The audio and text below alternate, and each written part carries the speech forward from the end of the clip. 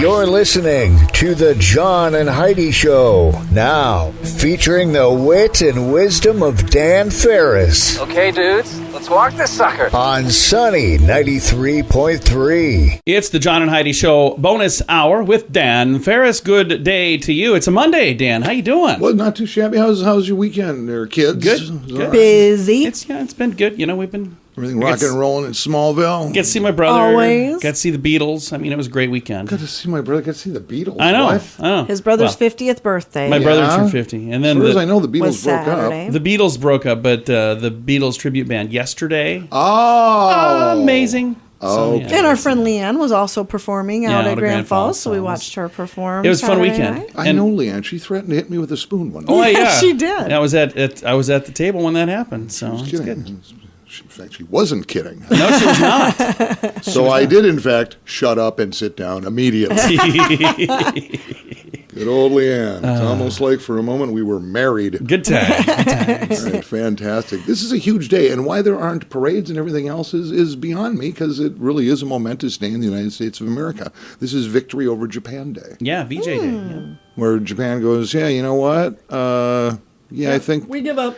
we're done. Emperor Hirohito basically goes, you know, we did not see, I did not see those atomic bombs coming. Even though we warned them over and over and over and over. How about we climb aboard the USS Missouri here? Can I get you fellas anything? A sandwich? Maybe some plum wine? Bring refreshments? Chicken teriyaki, perhaps? Something good, yeah. Or how about an unconditional surrender? Yeah, That sounds would good. be lovely. Yeah, brought World War II to an end. Nice. Officially Very nice. today. Nice. So yeah, that's just kind of a big deal. Celebrating birthdays today. You know them, you love them, you can't get away from them, ladies and gentlemen. Recently betrothed again to J-Lo. Ben Affleck is 50 today. Oh, nice. He's spending his day interviewing divorce attorneys. Didn't his brother just celebrate a birthday yesterday? I think that was Casey. Yeah, Affleck late last week. Yeah. Yeah, his kid brother Casey, I think, turned 47. Yeah, actually. yeah. I would say we just talked about that. Yeah, it just was a couple last years week. apart. And Jennifer Lawrence, actress. Of course, most famous, probably Hunger Games, whatever. I actually loved her in Silver Linings Playbook. Okay. It was an amazing movie. She is 32 today. Played the part of Tiffany, by the way, in that film. And that movie made me go out and buy a new guitar, strangely enough. I've never seen either of those movies, honestly. I've not seen Hunger Hunger Games or Silver Linings Okay, Playbook. Silver Linings Playbook, pretty cool movie. It's the We've seen it. soundtrack. She just doesn't remember. And all of a sudden, in the middle of the movie, a Zeppelin tune fired up, and it just caught me. And I'd been thinking about maybe upgrading the guitar thing, and that song, just the way it sounded in that movie, I did. Monday, I went and talked to my buddy Don Saxon over at Sioux Falls Music, now defunct, and bought myself a Fender Stratocaster. Nice. Nice. Yeah, and every time I see Jennifer Lawrence, I'm going, hey, thanks for the guitar. Not that she helped pay for it. Right, right. See, I love that you watch movies and you're inspired to buy guitars. We watch movies and we end up eating fast food. Like, Yeah. Well, it only happened once, John. Those fries look good. We should go get some. And speaking of food, Julia Child. Oh, The original yes. television chef. She kind of started that whole genre. Yeah. Julia Child, the French chef. Yeah, which is funny because she wasn't French at all. However, did love the French cooking thing. She actually studied at the Cordon Bleu School in Paris and everything else. Her show was on from 1963 to 1973 Okay. about French cooking. But my favorite Julia Child story is this. One of my ex-significant others. I worked at Radisson Corporation in Minneapolis for a number of years. Right. The woman I was seeing worked at another hotel, a French-themed hotel on the Strip. Okay. And she was all jacked up when she goes, Julia Childs is coming and staying in the hotel. I'm like, yeah, I don't care. Yeah, well, the kitchen's going crazy, and they're not sure what to do, what to be. I'll bet they were nervous. I love this so much. So here comes Julia Child. Main dining room, reservation. She is traveling by herself, Okay. basically, and she orders at this beautiful French-themed hotel on the Strip, coming out of Edina and Bloomington, and if you're familiar with the area. I'd like your biggest steak, medium rare, some fries, and a beer. That's pretty French, isn't it? Dead serious. Awesome. That's awesome. Yeah, that's what she wanted. She was good. So there Nice. you go. You ready for a little history? I'm ready. Yes. Let's get after it. It was 1620. Mayflower set sail from Southampton, England, with 102 pilgrims on board. Okay. Without that little voyage, that little excursion, we would never be celebrating Thanksgiving. That's true. Yeah. And Plymouth Rock would simply be rock.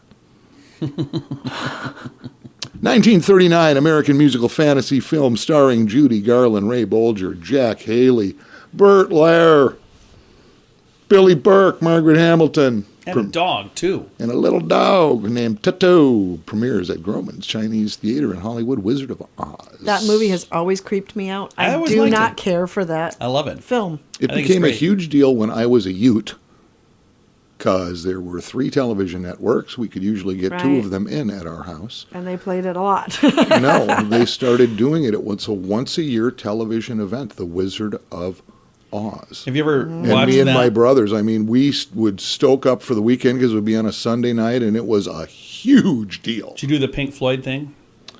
Dark Side of the Moon? Yeah, I don't think they were around when I was a little kid, John. Oh, yeah, you probably didn't do that then, did you? So, all right. Wow. Never mind. What do you think? I was raised by hippies? Probably not. No, it was a weird question. I have no idea what we're talking about. John does, and I know the reference, and he probably has a Facebook. It's probably on group for it. YouTube.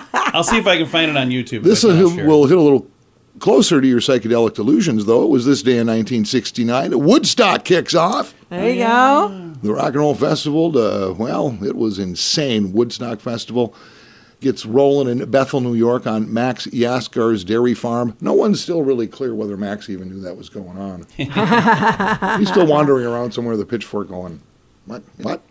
They're selling chunks of the stage now. Did you know that? You hippies, get off my lawn. Yeah, what a lineup, though. Holy cow. Creedence Yeah. Clearwater Revival, Sly Family Stone, The Who, Santana, Joe Cocker, Crosby, Stills, Nash. 10 years after Jimi Hendrix.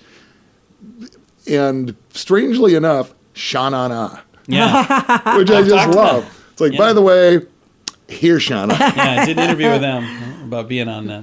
So that's pretty cool. Artist Richie Havens kicked things off. He was the first act. So, yeah, really A quite lot of people who were there. quite the something. So I know, you know, we all know. We just bounce forward. Gonna do that. It's the John and Heidi Show bonus hour with Dan Ferris. Join us in October for The Sands, a week of music and fun that's been described as the best week ever by many of our guests. This year, we have more icons and more fun. Culture Club, The Cult, Loverboy, Belinda Carlisle, Lou Graham, Vanilla Ice, Samantha Fox, Firehouse, and many more. Plan to join us October 25th through the 30th at Planet Hollywood Beach Resort in Cancun, Mexico. This all-inclusive event will be the time of your life. Learn more now at radiotravelgroup.com. Thanks for listening to the John and Heidi Show bonus hour right now with Brent Baker from Clients First Group. Brent, how you doing, sir?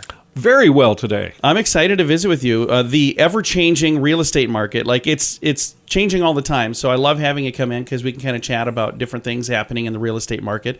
But one of the things we're going to talk about today is the walk-through woes. So now the home has been on the market. Somebody has already made an offer, and now it's time to close. Before you close, you do the walkthrough, right? Correct.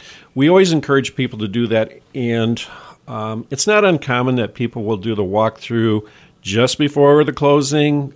I strongly advise against that, and here's the reason. What if something is discovered? Mm-hmm. Now you have no time to address it. Yeah. And now it's do or die, because if you don't close, Yeah. well, you've breached your contract. So I would advise people to do their walkthrough hopefully 2 days before. Yeah.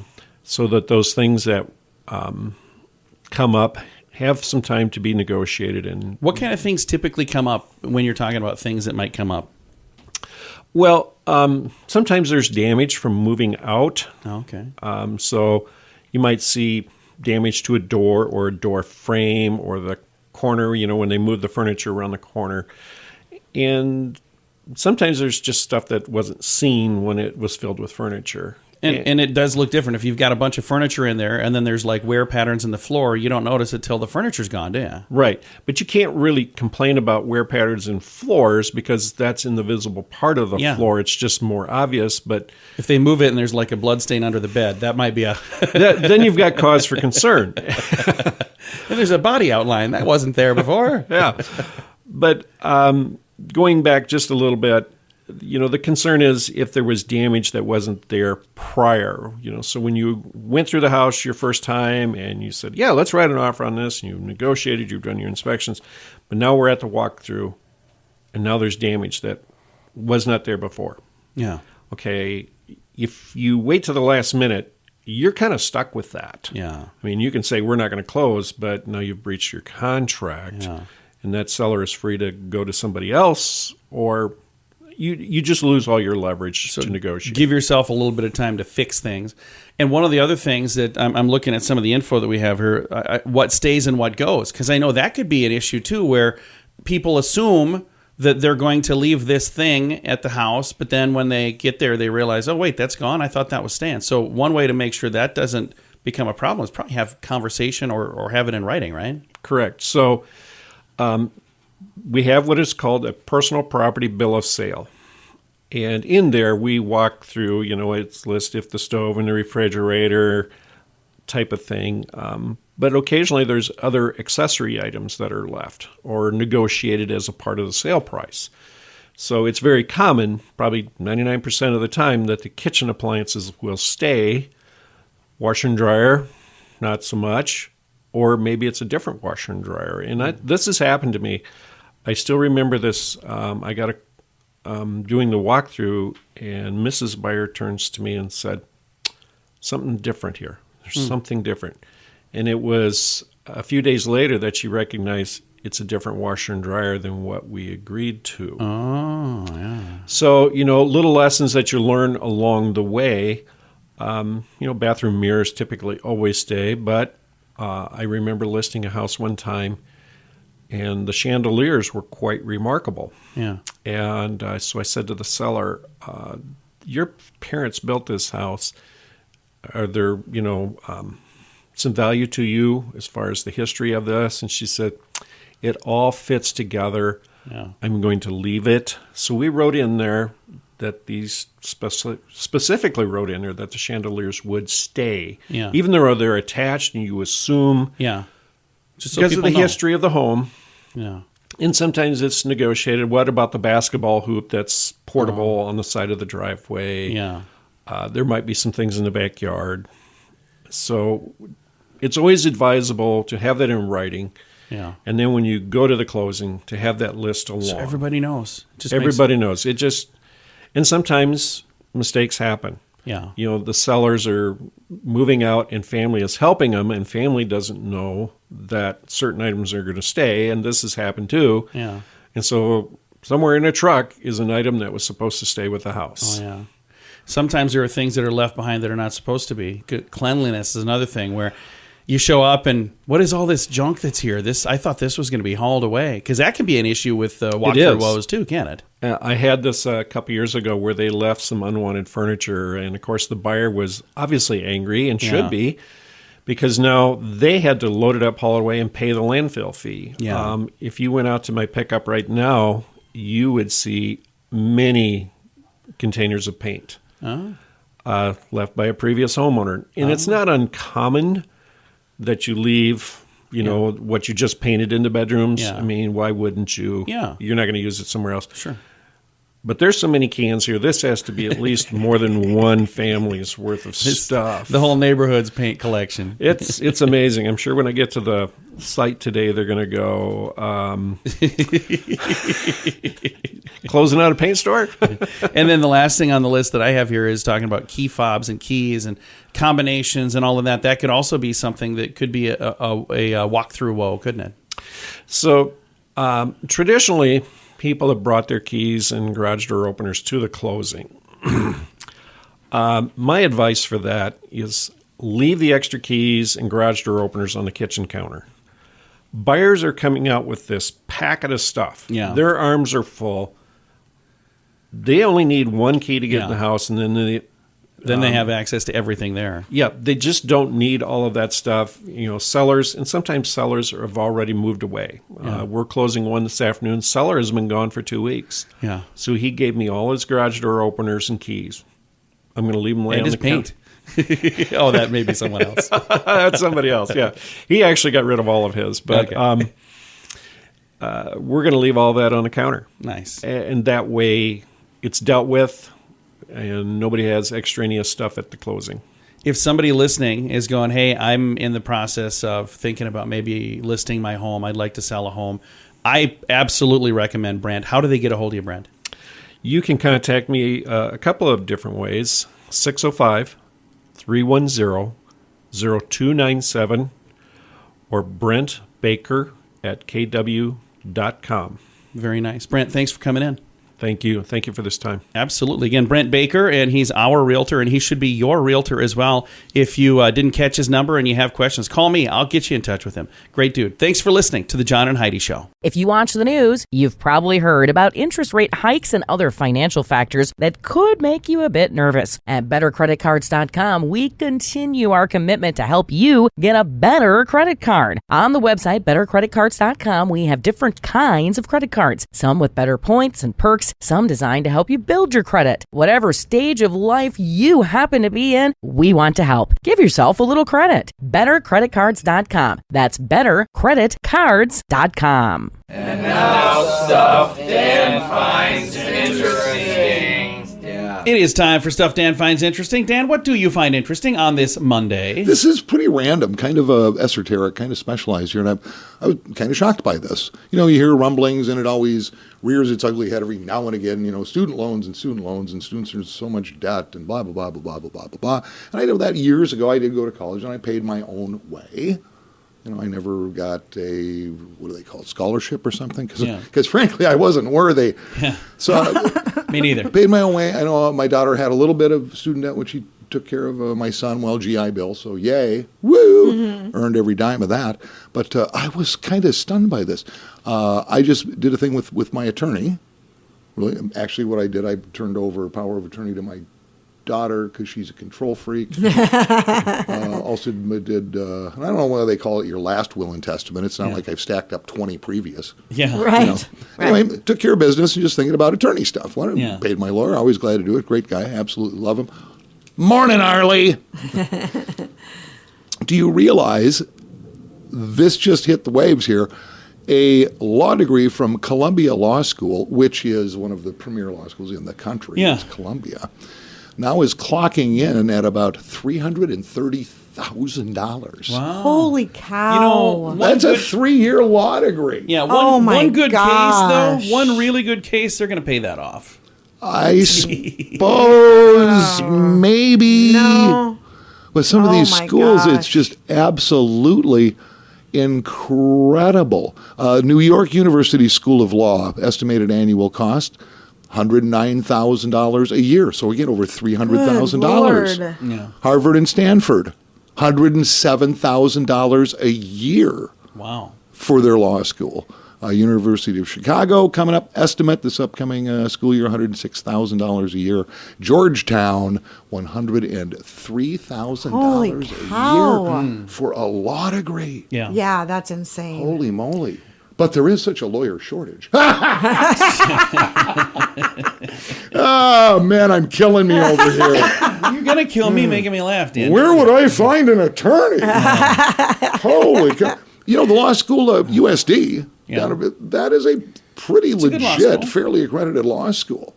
Yeah. I think you can go there, USD, home of the Yotes, go Yotes. Yeah. That's like $37 a semester. Well, it's a little more than that, but yeah, it's And I think you get a T-shirt and a free tap beer at Carrie's on Main Street. So, little something to keep in your hip pocket. Yeah, it's something to keep in mind. You want to be a barrister. Thought I'd help you out. I found that interesting. I can see why. Thanks, Dan. You betcha. All right, it's the John and Heidi Show bonus hour with Dan Ferris. While other wireless companies raise their prices, Mint Mobile has taken a different approach. You can get premium wireless for just $15 a month. Let's say that again so you hear it right. $15 a month for unlimited premium wireless. Why would we do that? Because we can. If you're paying too much for your wireless phone, it's time for a Mintervention from Mint Mobile. You can sign up today at Mintervention.com. Premium wireless for just $15 a month at Mintervention.com. That's Mintervention.com. Here's your Market Beat Minute for Monday, August 15th, 2022. The bear market rally extended itself to a new high last week and may continue higher in the near term. The rally is driven by news that is not as bad as expected, but the fact remains inflation is still very high and cutting into economic activity. Last week's CPI is the latest culprit, coming in cooler than expected, but still a hot 5.9% year over year at the core level. At this pace, the market should be expecting the FOMC to continue hiking at an aggressive pace until inflation is more manageable. This week, the market will be faced with another full slate of economic data and reports from a large portion of the retail sector. On the economic front, retail sales top the list, but there are several reads coming out of the housing sector and the index of leading indicators as well. The leading indicators have been negative for the last 3 months and could come in negative again. You can get the inside track from Wall Street's brightest minds delivered directly to your inbox every day at marketbeatminute.com.